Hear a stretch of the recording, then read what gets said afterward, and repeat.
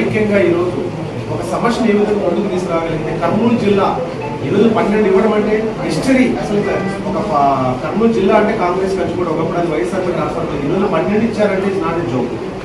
అలాంటి కర్నూలు జిల్లాకి ఈరోజు ప్రతి ఒక్కటి బాధ్యతగా ముందుకు తీసుకెళ్ళాలి. మా వంతు కూడా మన సురేష్ గారితో పాటు జనసేన పార్టీ వాళ్ళు తీసుకొని ఇన్ఛార్జ్ అలాగే ప్రతి జనసేన వాళ్ళు ప్రతి ఎన్డీఏ కూటమి గెలిచిన తెలుగుదేశం నాయకులు ఎమ్మెల్యేలు అందరినీ ముందుకు కలిసి ఈ యొక్క మన ఏదైతే ఇష్యూస్ ఉన్నాయో వాటిని సమగ్రంగా మనం ఆలోచించుకొని ఒక మంచి స్టెప్ తీసుకుంటే కర్నూలు జిల్లాకి ఏం చేయగలగాలి, భవిష్యత్తు ప్రణాళిక ఏంటి, ఆంధ్రప్రదేశ్లో కర్నూలు యొక్క భవిష్యత్ ప్రణాళిక ఏంటి ఈరోజు అందుకు సహకరించి మీడియా వాళ్ళు కూడా.